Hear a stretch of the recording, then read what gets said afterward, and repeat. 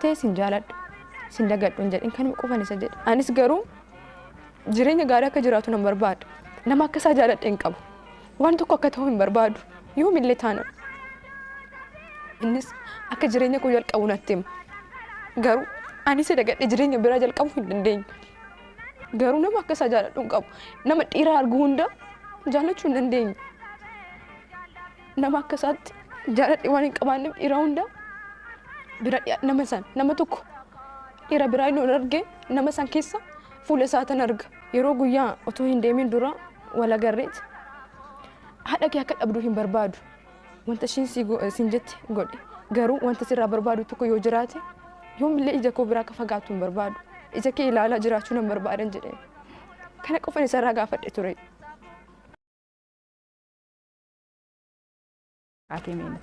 Maqaan koo Mabeeteen jedhama. Kan dhufe Bishooftuura kan jiraadhu Adaamaa keessatti. Tole yeroo jaalalaatiin carraa argattee carraa kanatti immoo fayyadamuudhaan daawwattoota keenya biraan seenaa kee gahuudha kanatti barbaaddu. Mee Mabeet maaltu sirra ga'ee? Jaalala anaaf yeroo duraadha. Akkuma bakkuma hojiittan jalqabee bakkuma hojiitti wal agarre hojii yeroo dura kan seeni ture.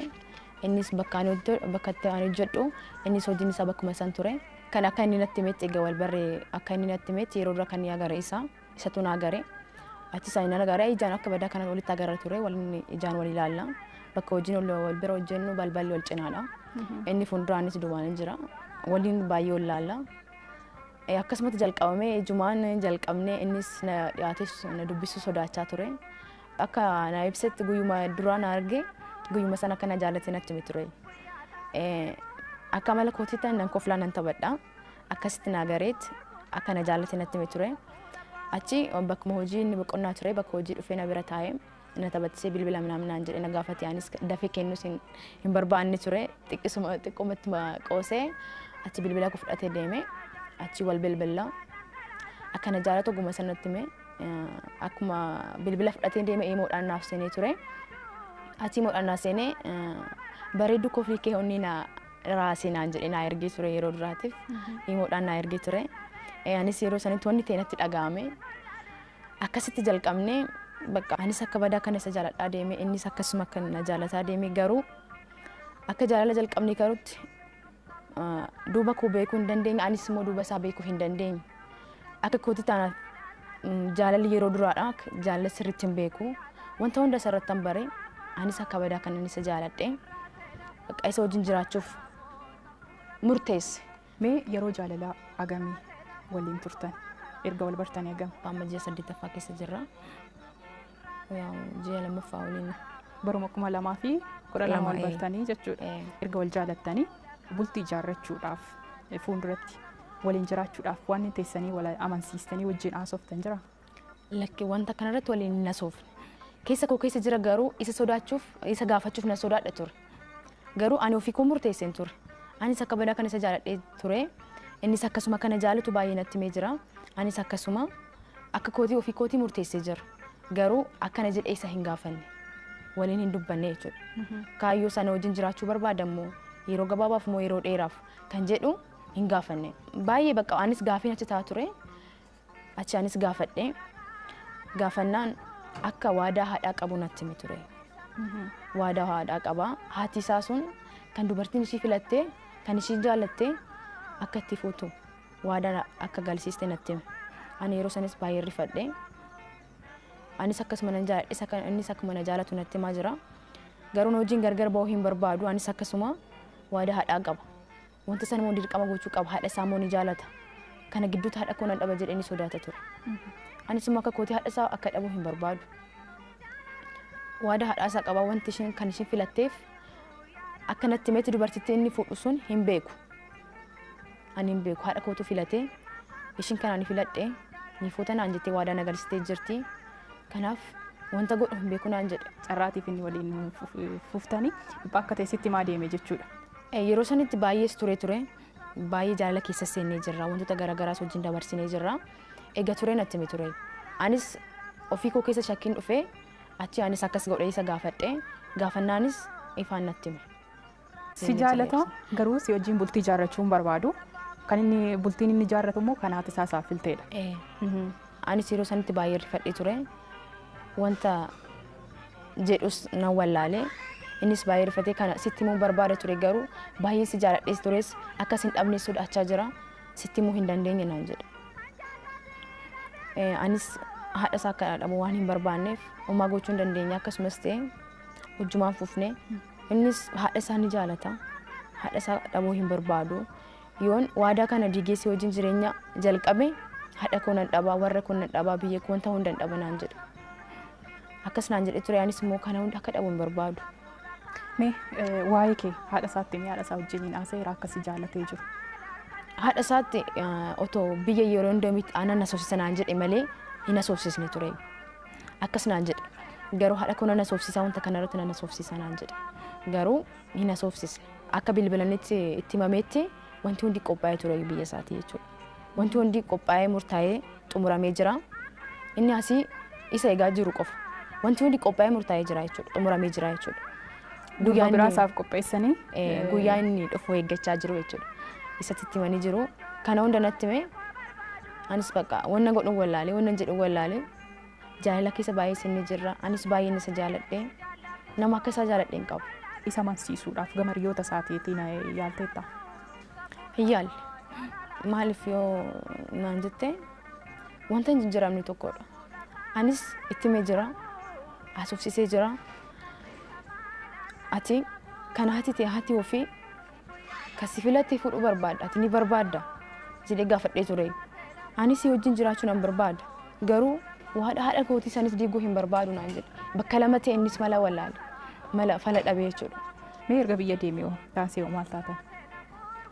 Egaa biyya deemee guyyaa kamisaa ture kan deemee guyyaan 26 ture ji'a jaaffaa keessa ture kan deemee guyyaa itti deemu sittan manaan jedhe ture garuu tole jedhe anis fudhadhee tureyyuu garuu guyyaa itti deemu akkaatti naa gartee guyyaa itti deemu anis garaan koo hin danda'u nagaa jedhee sin deemu garaan koo hin danda'u atis akka miidhamtu hin barbaadu naan jedhe ture kun rakkoon qabu garuu guyyaa itti deemtu natti ija kee ilaalee deemuu akka deemtu hin barbaadan jedhe ture garuu inni guyyaa itti deeme natti ni guyyaa kamisaa ni deeme magaalgala naaf bilbilaachi bilbille isaa yoo deebisee yaaluu cufaana jalaa ta'e achi baay'een bakka halkaniin guyyaa na boosisa bakka wanta san amanee fudhachuu hin dandeenye dhugaa deemee dhugaa nagatee deeme jedhee of gaafachuu jalqabe bakka amanuu hin dandeenye gonkumaa jechuudha.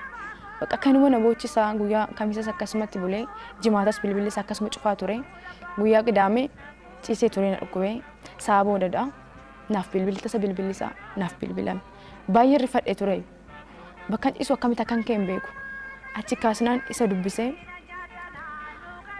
dubbisee nagaan galteen jedhee kanuma isa gaafadhee ture nagaan galee ifa manaaf godhe naan jedhe si sobuu barbaadee miti naan jedhe rakkoon qabu nagaan galuu kee qofan barbaadan jedheen guyyaa san baay'ee natti ulfaatee guyyaa guutuu bu'aa ture hojii sin seennee achi fuudheet guyyaa isa sadaffaatiin naaf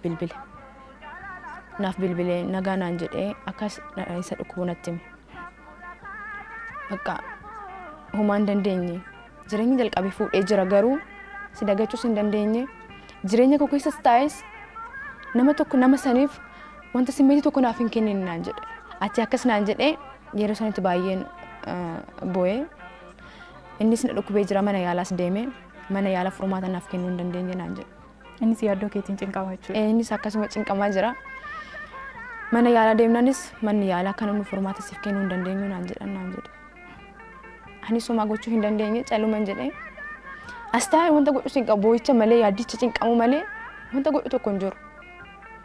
Bakka jireenya kee jalqabdee jirta. Jireenya kee jiraadhu. Ani yoo ta'e sin jaaladhu.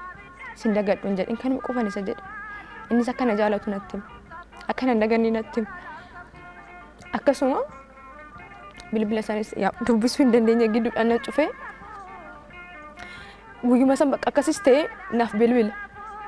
Katamaa deemee ni bula. Magaalaa jechuudha deemee ni bula. Naaf bilbila. Akkana jaalatu natti hima. Jireenya keessa taa'ee akkana jaalatu natti hima. Anis garuu jireenya gaarii akka jiraatu nan barbaada. Nama akka isaa jaaladhee hin qabu. Waan tokko akka ta'u hin barbaadu. Yoomillee taana. Innis akka jireenya koo jalqabu natti hima. Garuu anis dagadhee jireenya biraa jalqabuu hin dandeenye. akka jireenya biraa jalqabee jireenya koo gaarii akka wanta gaariirra jiraadhu ni barbaada. Garuu nama akka isaa jaaladhu hin qabu. Nama dhiira argu hunda jaallachuu hin dandeenye. Nama akka isaatti jaaladhi waan hin qabaanneef dhiira hunda bira nama san nama tokko dhiira biraa yoo arge nama san keessa fuula isaatan arga. Gonkumaa isa dagachuu hin dandeenye. Akkaan cinqabuu fi akkaan boonye hin barbaadu. Gonkumaa hin barbaadu. Anis akkasuma garuu jireenya isaa dhuma jiraataa jiru gammachuun akka jiraatu nan barbaada. Yeroo guyyaa otoo hin deemin dura wal agarreeti haadha kee akka dhabduu hin barbaadu.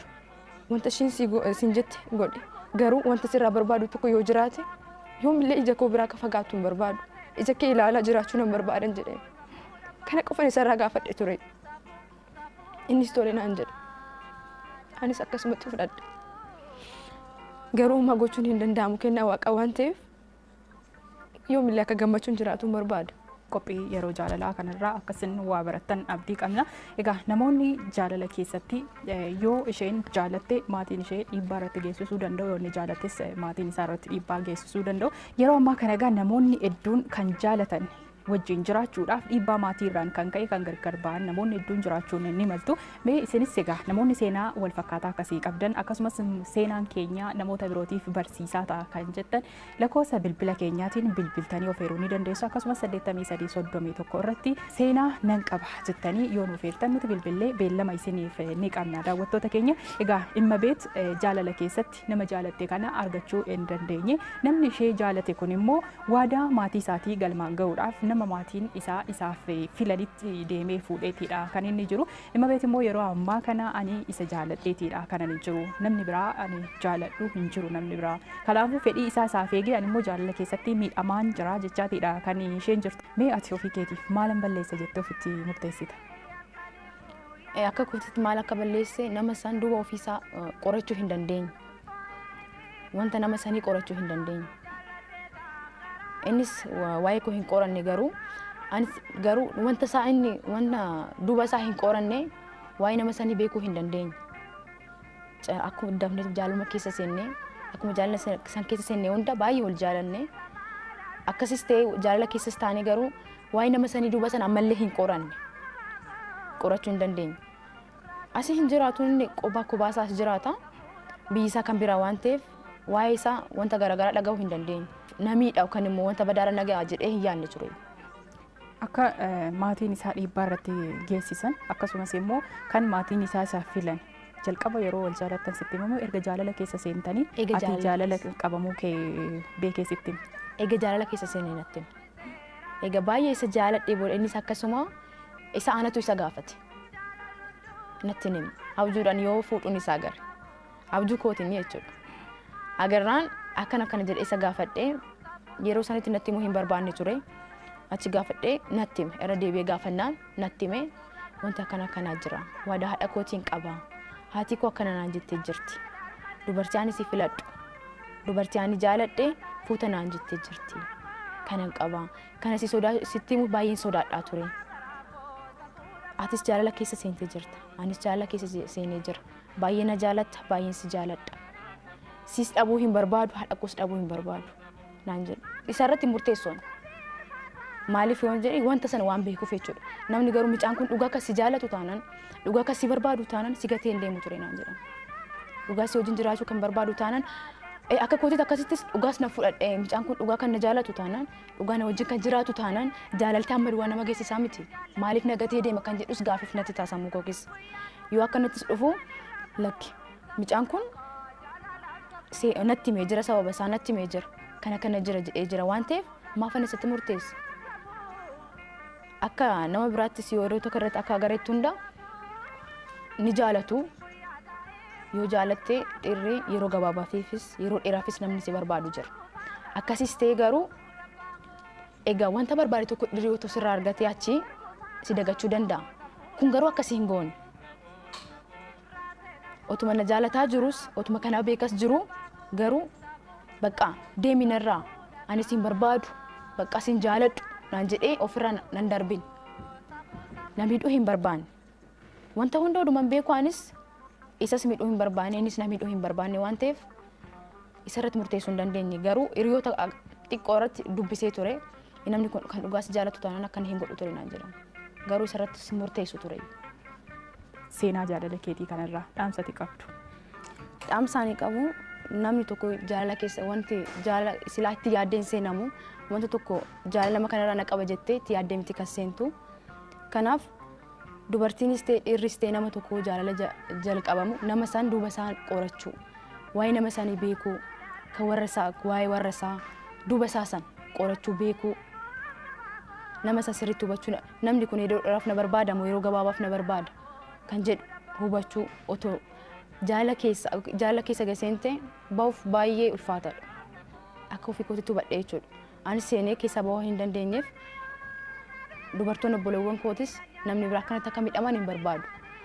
Dhiira tokko yoo jaalatan dura nama san qorachuu duuba isaa qorattee waa'ee warra isaa wantoota garaagaraa isa qorattee wanta nama sanii yoo beekte gabaabaas ta'eef yeroo gabaabaafis ta'e yeroo dheeraafis ta'e wanta san hubachuu dandeessa.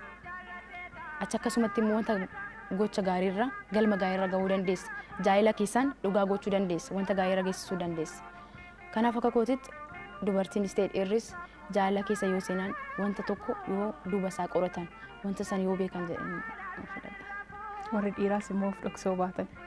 Of dhoksuu baatan yoo sobuu baatan dhiirris ta'e obboleewwan qabu haadha qabu dubartumarraa hubamanii otoo miidhuu baatan dubartootaan otoo miidhamuu baatan maaliif amma namni tokko bakka sana amma dhiirri sunis dubartii obboleettiin isaa bakka sana yoo taate maalitti dhaga'ama yeroo san maal gochuu danda'a maalitti dhaga'amu obboleettiin isaa sun bakka kana keessa yoo jiraatte maalitti dhaga'amu otoo sobuu baatan dubartootas miidhuu baatan jedha. Maatiif hoo maal dabarsita? Amma jaalala keetti kan gufuu ta'e akka dubbattutti maatiidha. Maatiinis ijoollee ofii akka kanatti aadaa garaagaraan jira biyya garaagaraa irratti jira wanta akkanaa. Kanarratti ani warraaf kan dhaamsa warri ofii ilmoo ofii silaa guddisanii jiru. San immoo wanta kanarratti kan murteessuu danda'u nama sanii akka kootitti warri ofii daa'imtuu ofii ilmoon ofii silaa wanta badaaraa akka seenan hin barbaadan. Wanta gaariirraa akka gahu waan barbaadaniif wanta kanarratti immoo otoo ijoollee ofii miidhuu baatan jaalala dhugaa akka argatan yoo kenna jaalala dhugaa akka argatan yoo barbaadan yookaan immoo akka warra keetirra kan argatu tokko yoo jiraate wanta sirrii ta'e tokko sirrii jedhanii siif kennuu danda'u sirrii wanti kun sirrii miti ilmoo kanarraa akkana keessa akka seentu hin barbaadu kan jedhu malee kan nuti filanne fuudhii jechuun dogoggoraa jechuudha. Kun dogoggora.